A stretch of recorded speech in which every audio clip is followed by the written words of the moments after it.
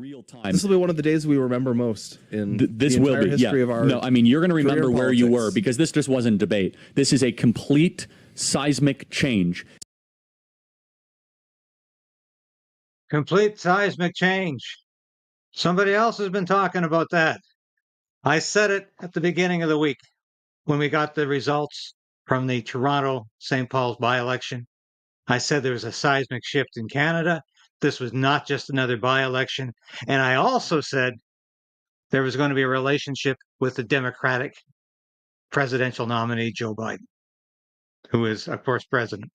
And there was going to be a seismic shift if he collapsed during the presidential debate with former President Donald Trump on Thursday night.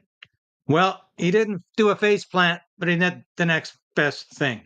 It was catastrophic. And we're going to go into how these phenomena are, of course, not linked in any way. One is a political event in Canada, a by-election.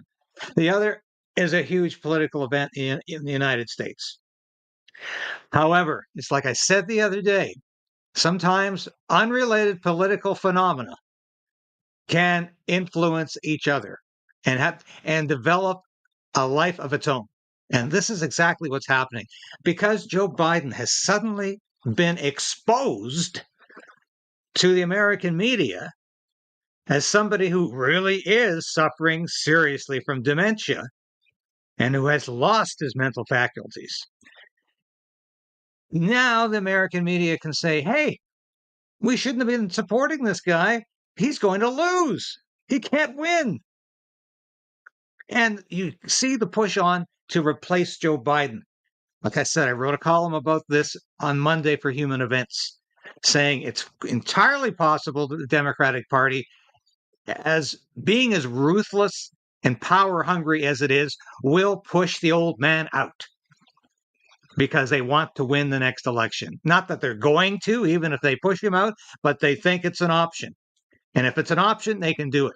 And it's entirely legal because the primary system exists at the discretion of the political parties. It's not enshrined or in any way held up by law. And I think I made that quite clear. But I've got so much to show you here. And because Joe Biden collapsed, it's looking more and more likely that Justin Trudeau will also collapse.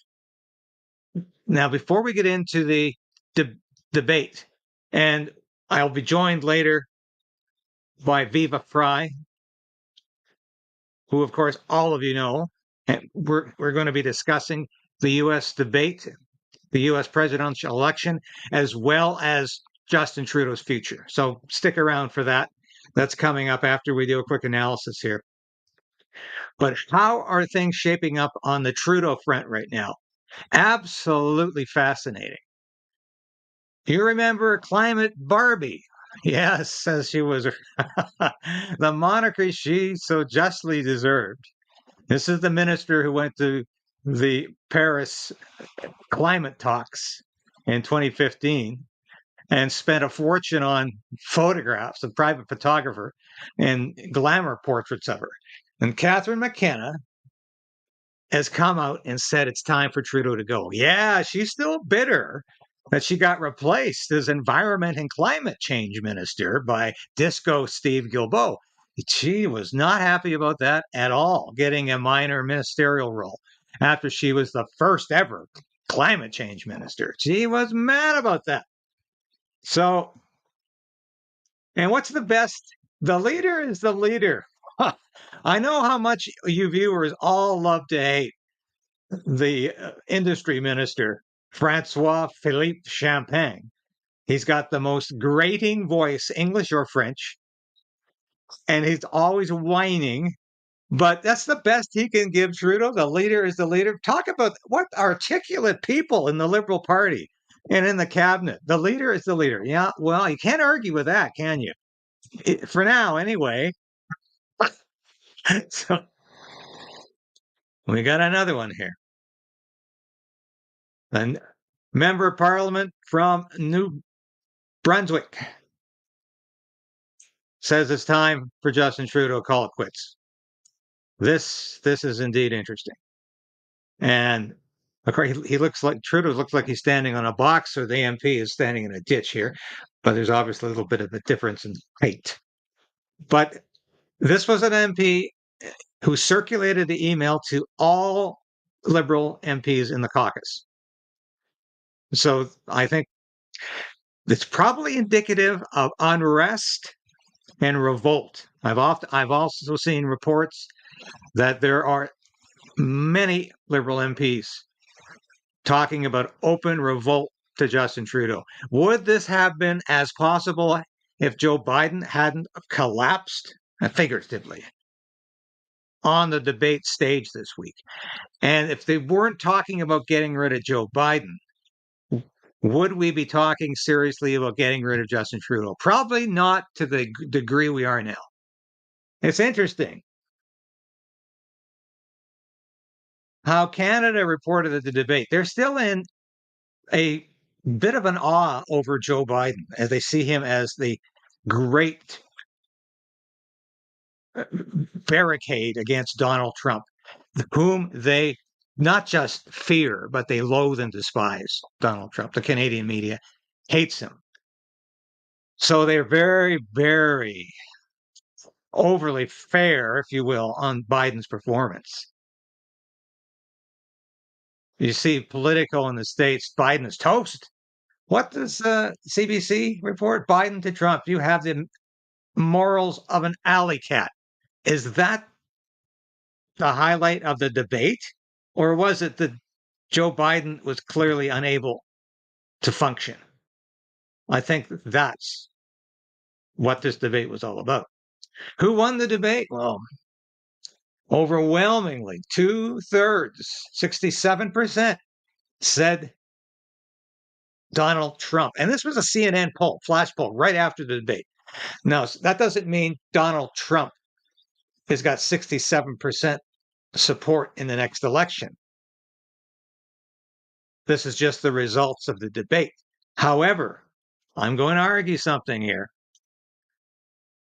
Joe Biden is struggling to maintain 45% support. I predict he's lost 5 or 6 percentage points at least as a result of this debate. That puts him in Barry Goldwater territory. Barry Goldwater received 39.9% of popular support in the 1964 election against Lyndon Johnson. Lyndon Johnson received 61.1% electoral support. That was the highest margin of victory in American history. No president ever got a higher percentage of the vote. Some presidents got more electoral college votes. Richard Nixon did in 1972. Ronald Reagan did in 1984.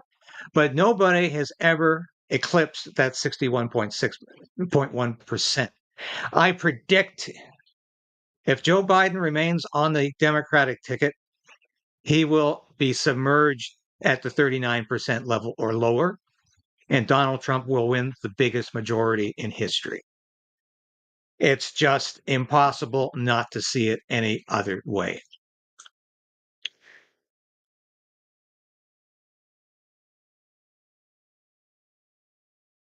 What was the big difference in the post-debate analysis this time?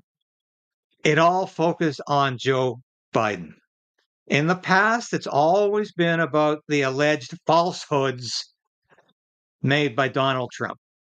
But this time, the fact-checking focused almost entirely on Joe Biden, not just from the conservative, small c conservative press, the pro-Republican press in the United States, like my publication here, the Post-Millennial, but even CNN. Shocking. CNN did the same thing. And we'll go to that in a minute. But just watch how bad things were Thursday night. We made sure that we are in a situation where you had no circumstance where they could come across the border with the number of border police there are now. We significantly increased the number of asylum officers, significantly By the way, the Border Patrol endorsed my position. In addition to that, we found ourselves in a situation where when he was president, he was separating babies from their mothers, putting them in cages, making sure the families were separated. That's not the right way to go. What I've done. We'll see the rest of this clip in a minute. But in the description below, you'll find information to watch my interview with JJ Carrell, former U.S. Border Patrol deputy in charge.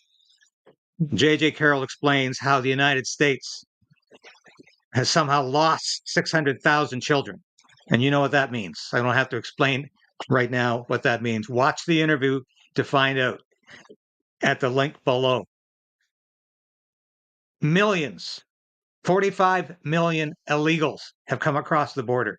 And no, the Border Patrol has not endorsed Joe Biden. Let's watch the rest of Since this. I've changed the law, what's happened? I've changed it in a way that now you're in a situation where there are 40% fewer people coming across the border illegally. That's better than when he left office. And I'm going to continue to move until we get the total ban on the total initiative relative to what we can do with more Border Patrol and more asylum officers. President Trump? I really don't know what he said at the end of that sentence. I don't think he knows what he said either. Look. Yes, the Border Patrol Union has not endorsed Joe Biden. He's been a disaster. Well, this is the dirty topic, right? This is the topic that makes everybody run, and they don't want to talk about it. But I'm going to talk about it. And I've been talking about it for over a year now, and I'm screaming more as I dive deeper in it and I meet people that are working inside these child migrant centers. So we call them unaccompanied alien children, UACs. They cross the border as young as infants. Their brothers and sisters carry them, and or up to 17 years old. Under Joe Biden, over 600,000 of these children have been brought into the United States. There are over 400 detention facilities across America. There's an infrastructure to transport these children. The 150 of them are in Texas. They range from holding tens to holding thousands of children. Thousands. 500 to 600 unaccompanied alien children cross the border every single day. Last year was almost 140,000 of them. 140,000. Okay? When the Border Patrol gets an individual that's an unaccompanied child, we process them and we turn them over to NGOs. But let me just try to explain, give you some context, okay? Long time ago, 3.5 years ago, not 30 years ago, but the old days of 3.5 years before this demented old fool became the president.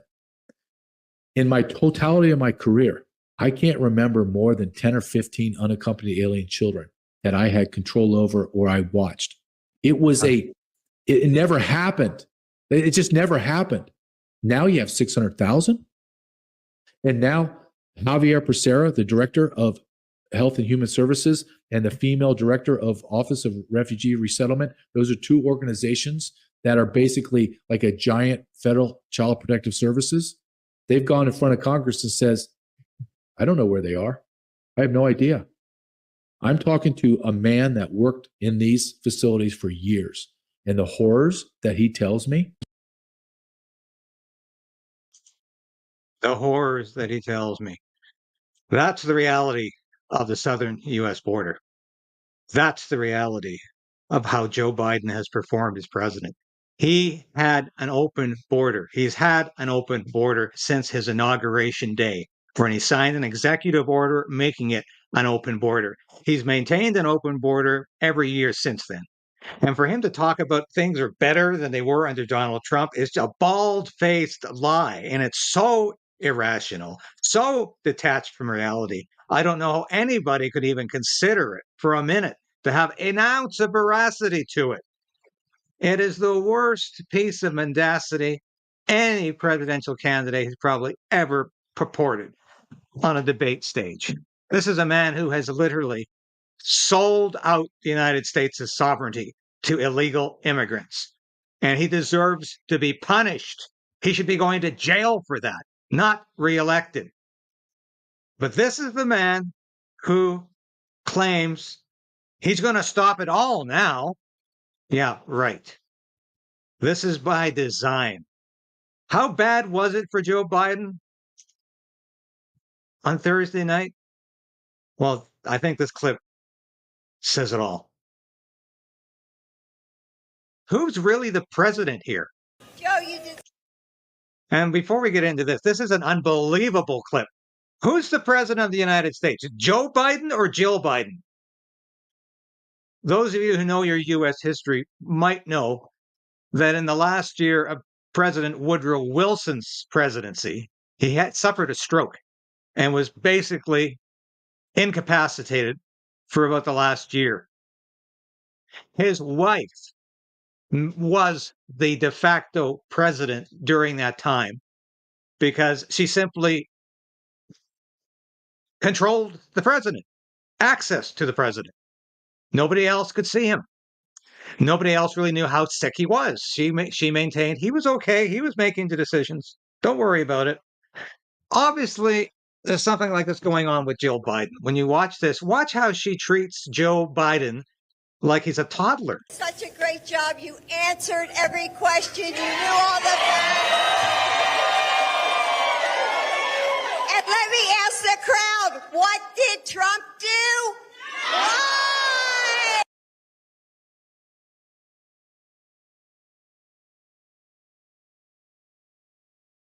Yeah, and look at this. She has to literally hold his hand as he descends one step at a time to the bottom of those What you three saw stairs. last night on the debate stage was Joe Biden, a president with integrity and character.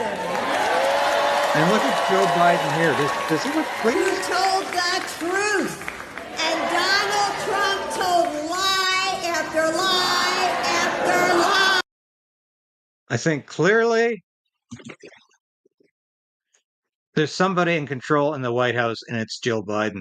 I think Joe Biden's ego, much like Justin Trudeau's ego, is mandating him to stay in the position, not to give in, not to throw the towel in, because he believes he's still indispensable. It's all about Joe Biden. It's all about Justin Trudeau. These are two ego-driven men, two narcissistic men who really believe they're indispensable to their country, and nobody else can do the job. But you want, if you don't believe the shoe dropped on Thursday night for Americans and the American media, listen to this CNN fact checker who predicted in 2016, he used to work for the Toronto Star. He predicted in 2016, one night before the presidential election, that it wasn't even close, his words. Hillary Clinton was going to take it easily. Donald Trump didn't have a chance. Listen to him talk about Joe Biden now. He's the only president in a while who didn't have any troops dying anywhere in the world. Troops have, of course, died on his watch. He said he's put in a $15 per shot cap on insulin and Medicare. It's a $35 a month cap. He said it's a $200 cap on overall drug spending in Medicare. It's $2,000 a year. He said the border now has fewer crossings than when Trump was in office. That's generally not true. He said, or at least strongly suggested, unemployment was at 15% when he took office. It was actually 6.4. He said Trump wants to get rid of Social Security. Trump doesn't. He said billionaires pay 8.2% in taxes. It's much higher. He said Trump told Americans to inject bleach amid COVID. We know Trump made foolish comments about scientists studying disinfectant injection, but didn't frame it as advice to people. And Biden said the Border Patrol endorsed him. No, its union supported the border bill he supported, never endorsed him himself. Is this Steve Bannon's War Room or CNN? Yeah. Am I living in an alternate universe? It has been, to say it again, a seismic shift in the United States, in the mentality of voters, in the perception of Joe Biden. And that is having a runoff effect in Canada. Now people are openly, liberals are openly saying it's time for Justin Trudeau to go. And that's, I believe, been facilitated greatly by the huge and increasingly escalating decline of Joe Biden. And the evidence was on display for millions, tens of millions, of hundreds of millions of people to see Thursday night. And the Democrats thought they could pull this off. They could pump him up with enough drugs so that he could get through an hour and a half debate. but he looked horribly confused, befuddled, and completely out of control, out of touch with reality. And that's what I'm going to talk about with my friend David Frei. He joined me yesterday for this interview. Please stick around and watch. I think you'll enjoy it. I'd like to welcome a guest today, David Freiheit, known better as Viva Frei, one of the most successful proponents of free speech anywhere. David, thank you for joining me. My pleasure. Good to see you again. We have met. We've met in person, correct? Yes, we have during the biker protest. I meet a lot of people, but I had a distinct recollection. I just can't place it with all of the events of the world. But great to be here. Well, it's nice to have you. I won't take you long because I know you're a very busy man in Florida, which I wish I was there. But the last thing I have to last night, the Donald Trump Joe Biden debate. Is this, in your opinion, the end of Joe Biden as a presidential candidate? I make predictions. We make predictions all the time, sometimes for fun, but sometimes to illustrate a deeper understanding of a situation. I think that this was a foregone conclusion a long time ago. I mean, I thought this was going to be an abject disaster well in advance. People were making the jokes, jack up Joe Biden with enough Adderall and whatever, and he'll plow through a debate, at least end up standing. It was an abject disaster. I have a sneaking suspicion people knew it was going to happen. People know he's totally incapable of doing the job, but they can't replace him for no good reason. And my hypothesis was set him up for a public humiliation so that even the team knows, all right, it's time to retire this player and swap him in for someone who is at least, a viable human of a candidate, if not a viable candidate. But it was an abject disaster. I placed some bets on it because now that I'm in the States, there's this sort of like a marketplace called Predicted. And you can predict on markets depending on what they cover. And they were having a market for who is going to be the nominee for the Democrat Party. And, Biden was at 87 cents, 90 cents. And I'm like, he's not going to be the candidate. I don't think he's going to be the candidate. I haven't thought he's going to be the candidate for about a year, probably closer to 2 years. And I put a little money on it yesterday. And his disastrous performance confirmed what everybody already knows, but they need to see with their own two eyes to feel comfortable saying out loud. Well, I recently wrote a column for the Human Events where I looked at actually where this primary process began. And it was about the time of the progressive era. And there was no constitutional amendment passed to ensure that parties did this. So the Democratic Party can just overrule all of those primary proceedings, all of that popular vote, everything else, and say Joe Biden is no longer a candidate because we don't like him anymore. Do you agree with that? As far as I understand, they can do whatever they want in the primaries. They have certain rules, but they could have. I have to understand exactly what a brokered convention looks like. But the bottom line, if he's mentally unfit or physically incapable or simply not alive anymore, I mean, 81 years old is past the average life expectancy, and he's gotten to that point and not in the best of shape. He's no Jack Palance or Clint Eastwood. I mean, he's gotten past the average lifespan, and he's clearly not well. So if he's just not there, they'll find the way to get around it. But they have ways to get around it anyhow because these rules allow for whatever they want. But people have to feel comfortable with it. What's truly astonishing is I was watching this morning, the replays of clips from the last month or so. Who's the guy? Brzezinski and Morning Joe. And Joe, yes. These hacks who are trying to convince the world that the emperor has closed and that not only is Joe not demented, not clearly senile, not clearly incapable of doing anything, let alone governing America, They're trying to make the argument that he's stronger and better and more apt than he's ever been. And then you see what happened last night. I don't understand how these people are still in a job. They need to be, they can't be fired. They need to be ignored and mocked into irrelevance because they are the most insidious, dishonest people on the face of the planet.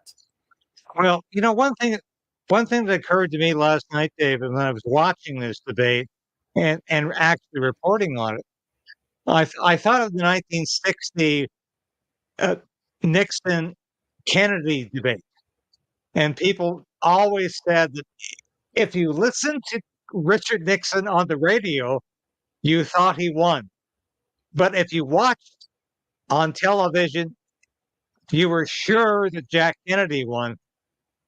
And it didn't matter in this debate whether you watched it on television or you listened to it on the radio or anything else. Clearly, Joe Biden was out of his form. He could not put a coherent sentence together. So how do the Democrats go forward here? They need to replace him, period. They need to. They know it. Even the media is now walking that line. I mean, I thought CNN was setting him up because they know that he can't do the job and they need to find a way to replace him. And this was a good public humiliation to enable that. Whether they knew it beforehand or they thought he could somehow skate through, they have changed their tune in real time. And you have the pundits on CNN saying that this is an abject disaster and what the hell are we to do? So they'll need to do it. The only question is, who are they going to replace him with? I mean, this is the beautiful state of at least the Democrat Party.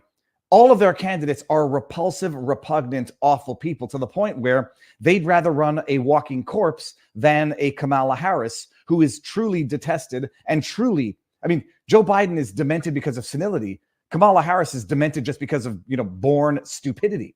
And then you got Gavin Newsom, who's so detested, people liken him to an actual lizard. And there's a meme on the internet that he really is like a villain out of a movie with human skin pulled over his lizard face. And then who else do you have? Michelle Obama, who I don't really go much on the jokes that Michelle is Michael and actually born a man. Forget that part. Michelle has no interest in ruining her life the way Donald Trump's life has been ruined by running for office. She wants to enjoy her Martha's Vineyard mansion, and they want to enjoy their millions of dollars that they're going to get paid for speaking gigs, yada, yada. And then who else? Gretchen Whitmer. Gretchen Whitmer, the woman who basically orchestrated her own kidnapping to win an election. They have no viable candidate. My bet, my prediction is only going to be Gavin Newsom, because I've noticed what I think, is what I call persuasion, in that they've even started making Gavin Newsom look like Joe Biden, wearing the aviator glasses, gray hair, tall, skinny. It's very subtle. Gavin Newsom has been fraternizing with world leaders. He's been gallivanting across the country, engaging in interstate debates for whatever the reason. So he's been already playing the role of president, but nobody likes him. But at the end of the day, the Democrats and Democrat supporters, they don't care. It's party over country, and they would vote Joe Biden in. They would vote a dog in if they didn't know that the dog was a dog. When I make a joke, but the Democrats are a lot like the Canadian Liberals. They'll vote for anybody who is on the panel. I have a dog named Winston, and everyone said, Viva, you could have run Winston in your riding. And if they didn't know that Winston was a dog, they would just check that name off the box. So the fact that Gavin Newsom is detestable and really, an abject failure as well as a politician, he's destroyed California. They just need a warm body that can string together a sentence in their candidate seat, and they'll vote for them because it's party over country. They would never even think about voting for the actually qualified and actually good candidate, Donald Trump. There, I said it, and people can hate me all you want, people. I don't care. When Trump was president, you had relative world peace, you had a good economy, and you had countries that, for whatever the reason, weren't messing around with America. Maybe they thought Trump was a loose cannon, or maybe they actually respected him, but they didn't do what they've done for the last 4 years to destroy the world that we know. No, I think you're totally right there in terms of Donald Trump was very restrained last night in his comments to Joe Biden, who continually called him a liar, and someone you can't believe. I've never heard such malarkey like this. But I don't think that really worked. And I want to segue to this if I can. In our own Canadian elections, which you've been so much a part of in the past, Justin Trudeau's leadership is on the line right now because he lost the by-election in Toronto, which is not just another by-election, it's a seismic shift in terms of people saying, I don't like Justin Trudeau, I don't trust the Liberal Party. Do you think, is it possible that Justin Trudeau is looking at this in the United States last night and saying, my fate is sealed? Because if they can, and they will get rid of Joe Biden, I predicted that a week ago in a column. If they get rid of Joe Biden, they can get rid of me. Do you think you think Justin Trudeau's worried about his future? Well, he has to be. He has to be if he has half a brain. I think he does have half a brain, but he's sufficiently. I'll do a little armchair diagnosis. He's if not a sociopath, a narcissist. He's got some behavior disorder or character disorder that it's unclear to what he attributes the blame. I'm sure that he knows he's in trouble. The only question is he honest enough to say he's in trouble because of his own failings, or is he narcissistic enough to say he's in trouble because the stupid idiots of Canada don't know what a good leader he is? Exactly. And I think it's more the latter, because the man can do no wrong in his own eyes, and he can't admit that he's ever made a mistake, and he's got to double down, triple down. They have to know it's not just his leadership is over. I think the Liberals' reign of terror is over to some degree, but they can spin that loss. I forget what the name of the district is, but they can spin that loss and attribute it to vote splitting among the NDP and blame the NDP, because 4,000 votes went to the NDP candidate. I think it was 4,000 votes, and it was, I forget what the balance was, 15,000. Between the Liberal and the NDP, they had more than enough votes to beat the Conservative. But people are voting NDP out of protest, even though they're sufficiently ignorant to not appreciate that that's not a vote of protest. They're just voting for Justin Trudeau's little evil brother. But he's got to know it, and he's got to be panicking, and he's got to be planning for the future in terms of what role he's going to play on the international world government that he's never going to be afforded in national politics ever again. I would say you're dead on with that. Do you think there's going to be sufficient pushback during the summer from the Liberal leadership or the caucus or the cabinet or those backroom people who make the real decisions in the Liberal Party to drive Trudeau out as leader? Well, it's an interesting thing. Politics is the dirtiest business on earth. And so in as much as there, for political gain, there might be a reason to push him out, much like with Joe Biden maybe a year ago. If you really want to play the dirty politics, there's as much of an incentive to watch him crash and burn and watch him take down the party to depths that they can then say, look what he's done when he's finally forced out, and then take over that position. And instead of trying to salvage the party now, let it really crash and burn, like what I think we're witnessing with the Democrat Party in the States. Let Joe Biden destroy it so badly that when there's that inevitable loss, because it's not even clear you could salvage it by replacing him, well, then you get to blame him, and then whoever fills that void gets to say, I told you so type thing. So I don't even know, do they push him out of the party, or do they let him lose and then he's forced out and they get to blame all of the disaster on him and then take another, 2-4 years to build it up and change course? I don't think it's going to make a difference. When we have our election, it's going to be 2025 or earlier. And I say we in Canada. They're going to get, the Liberals are going to get the shellacking that they deserve. Yes. Well, I couldn't agree more. And we'll get back to the U.S. question here, because I know we're addressing both concerns across the border.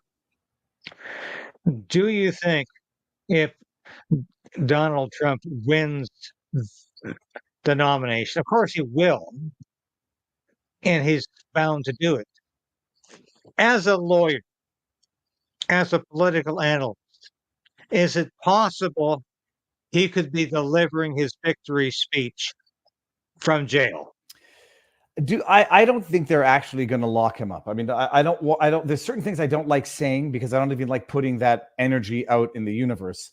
The bigger risk to me is not them locking him up and putting him in jail. It's something much more nefarious happening because these idiots in the left-wing media, and I'm looking at the Joe Scarboroughs and Mika Brzezinskis and Rachel Maddow's, they are whipping up their base into an existential fear of internment camps. Oddly enough, they're the ones who threaten them, but they're the ones who fear that the other party's going to do it. A little bit of confession through projection. But my bigger concern is someone's going to do something tremendously stupid because they've literally, and I mean literally, compared Trump to Hitler. Jake Tapper's done it. Joe Biden's done it. The Dana Bash has done it. And if you see Hitler ascending to power and he's gonna take control of the country and he'll do Hitler things, people are going to do the things that they think ought to have been done to Hitler to prevent that. So that I think is a bigger risk. They're not going to lock him up. Everything they've been doing has been backfiring, and there might be a bit of a shift depending on what time is it, because we're expecting a decision on the immunity question from the Supreme Court. There might be a legal shift where all of these cases basically fizzle out. I mean, you have to bear this in mind. He's been convicted in New York. It's going to go to appeal. It's the most bogus conviction possible, the 34 felony charges for a bookkeeping. I won't even call it an error because it wasn't, but the bookkeeping records issue. The RICO case out of Georgia is basically done for. Whether or not it ever picks back up, it's done for. Fannie Willis's career is probably done for. Then you got the DC case with Jack Smith, which is on severe pause. You got the Florida case, which is basically done for as well, if Jack Smith is not going to get in trouble there. And so this lawfare, I think, has reached its crest. And then the issue is going to be if the SCOTUS comes out with an immunity ruling that grants Trump a broad immunity, they're dead in the water. So I don't think jail is a real risk for him. I think the other issue is the real risk. They're going to get motivate a crazed person who thinks they have the political permission slip to do with the Hitler-esque character what people think deserves to be done with the Hitler-esque character. And in your considerable political and legal experience, can you think of a political figure in United States history who has been subject to this kind of persecution by his opposition? I mean, Abraham Lincoln, JFK come to mind, and I don't like those names for obvious reasons. This has been revelatory. This has been revelatory for the world. I think I'm hoping, fingers crossed, and if things work out the way they should, Trump will win. He'll hopefully enact some of his policy of deporting the millions of illegal immigrants who have crossed the border in an attempt at infiltrating and basically taking over a country. I think this is a great replacement, but not racially based, politically based. And he'll hopefully undo some of the damage. But this persecution and its kangaroo court, I don't even want to say third world country because they do things differently in developing nations. It's Eastern European, like fascist level lawfare, more like North Korea than developing countries. It has been revelatory to the point where nobody can deny it now. The only thing that's really amazing is people are so unhinged and so deranged. They think somehow the more that he gets persecuted under the law, the more he deserves it, as opposed to the fact that it's highlighting how out of control this weaponized, politicized lawfare has gotten. But for anybody who's reasonably intelligent and reasonably honest, this level of weaponizing of the lawfare and political persecution, it's never before been seen. They've resorted to other means in the past, but this has just been organized, orchestrated, and basically telling the world the line between a free democracy and a kangaroo, Eastern European gulag type nation. It's very thin, and we're watching the Democrats walk that line, cross that line, and take a steaming one on that line as they do it, because they'll stop at nothing.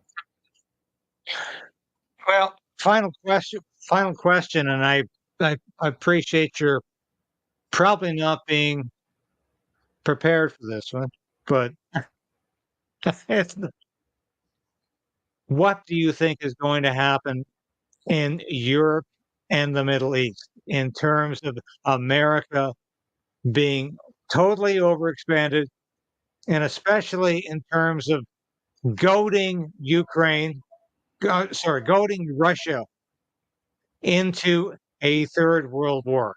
Do you think we're on the cusp of a third world war? I do. Okay. Hold on a second. I hear this phone ringing. Hold on a second. Okay. Interesting, by the way. Empires. A lot of people draw some analogies to the Roman Empire. Stretched too far, fighting too many foreign wars. Definitely, the Biden administration has overplayed its hand and overstretched its capacity. There's nothing wrong with isolationism to some extent. America doesn't need to be the world police, and oddly enough, might have been more effective world police if they hadn't, initiated regime change throughout the Middle East and throughout the world. It's not their responsibility to do that. But I think we're going to avert World War III. I think, oddly enough, the horrible man who's showing restraint in all of this is Putin and not Biden. I think Biden and the West and European leaders have done everything they possibly can to provoke an act that would trigger World War III. I would agree. The red lines that they said they wouldn't cross, that they've crossed, in terms of armaments, in terms of training soldiers, in terms of having soldiers on the ground, in terms of long-range ballistic missiles, they have passively tried to provoke a World War III, and I think it's but for Putin's restraint, or maybe he doesn't want to get into one either, that it hasn't occurred. What's going on in the Middle East? It wouldn't hurt to force nations to fight their own battles, because it might actually limit the size or the scope of those battles. It's when you have, the sort of someone who's egging on the bully, or someone who's financing a war or a fight that people themselves couldn't finance, that exacerbates them and that causes them to spiral out of control.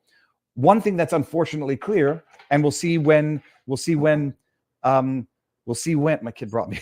My kid brought me breakfast. Okay, thank you. Get out of here. Get out of here. My kid brought me breakfast. Thank you. But one thing that's clear is America has lost its position of moral influence at the international scale. I mean, they've lost it. They've behaved in a way that has discredited them at the international scale, and it'll take some time to regain that. And there might be some shift in global powers, but that might ultimately not be a bad thing. I mean, the idea of backing out of regime change in the Middle East, backing out of funding proxy wars in Europe, it might not be a bad thing. It might actually be good for America and for Americans. So we'll see. That might be the silver lining in all of this. I think it's a great thing for Americans, because I never opposed an American war in my life, because I always thought that they were being fought for the right reasons. But I gave up when they started agitating with Ukraine. And I think this is insanity. And they are looking for a war with Russia. And I don't want to support that.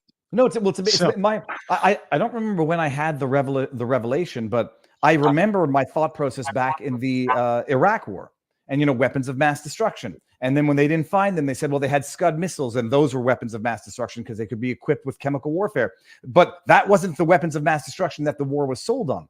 And then you realize that all that they were doing was looking for a pretext to invade and change regime, and that they had their two reports. One said yes, the other one said no, and they picked the one that they liked. And then I appreciated that probably towards 2016. And then you never look at anything the same again. You don't look at the war in Russia the same again. You don't look at their involvement anywhere in the world the same. And once you understand that the military industrial complex, it makes money on both ends of the conflict and on all aspects of it. And so they want to give arms deals or aid packages to Ukraine. Well, once I understood how the aid packages work to Israel, and you understand, like, they're giving them money, so they give them the money back so they can sell them the weapons that they've manufactured through their military industrial complex, while laundering taxpayer dollars and taking their cuts here and there. You realize that they're funding both ends of conflict pretty much throughout history. And so get the hell out of it. And maybe let the countries fight their own wars and negotiate their own pieces, instead of, like in the case of Ukraine, being instigated or being encouraged to fight losing battles while everyone just makes money hand over fist, but you've sent a generation of Ukrainian men and women to the slaughter. So it might not be a bad thing. Isolationism to the extent it might not be. Yeah. And I'll end this interview with this remembrance. I spent my Christmas 1996 in Bosnia as a member of the Canadian Armed Forces, which is now called the Royal Canadian Air Force. And I sat across the table with 3 Russian Special Force people. And on my side were 6 Green Berets. And these people were committed to kill each other just maybe 5 years beforehand. And the United States completely bungled, potentially, intentionally or not, peace between these 2 great powers. Because as Russia gave away its communism and wanted to be a member of the European community, America said, no, you're going to be subservient. Mm-hmm. And I will always remember that moment, sitting across the table from people who were once committed to kill each other, but had now wanted peace. But their politicians have decided otherwise. And that's a tragedy. They're fighting wars with other people's children and other people's money, and there's nothing easier, like I say, than going to Vegas and playing fast and loose at the poker table when it's not your money to win or to lose. I mean, it's your money to win if you make money off it, but if you lose it, whoopsie doodle, no harm, no foul. Let's go find some other people's pockets to dip into and find other people's children to send off to the slaughter. So true. Thank you so much for your time, David, and God bless you. We love you here in Canada. And I'm sure the Americans love you as much as we do. Well, thank you very much for having me. And I'll tell you this, 2 things I love being called brother, and I love being told God bless you. So thank you very much, David. It was great to be here. Okay. We'll talk to you again soon. Absolutely. Have a good one. Thank you for watching. That was a great interview. And I'll have Viva Frei back on the show. He's a hard guy to get in contact with, but he's wonderful to talk to. And he's always got some cogent and articulate remarks to make about U.S. politics and Canadian. So he's having a good time in Florida. We miss him up here, though. We will be back tomorrow with the continuing saga of what's going on with Justin Trudeau and will Joe Biden survive? Thank you for watching this episode of Stand on Guard and being a part of the KRAYDEN'S Right channel. If you've watched this episode to this point, you've watched it all. And that's really important for a small station like this. We always say subscribe, hit the bell, be a part of the KRAYDEN resistance. Resolve to resist. That's what we're doing. And if you become a subscriber, if you're a supporter of this station or a member through Substack, through YouTube, and now you can be a local as well, that's so important to us because I couldn't do this without you. I made a decision to become an independent journalist about a year ago because I wanted to bring all of my experience in the military, in journalism, to you. I don't promise anything I can't deliver. I don't offer clickbait. I offer truth. The truth is out there. And it's my job to bring that truth to light and to you. Thanks for being a part of the KRAYDEN'S Right resistance, and we'll see you again soon. So we are in a very precarious position in this country. We need a political change, but we also need to resolve to resist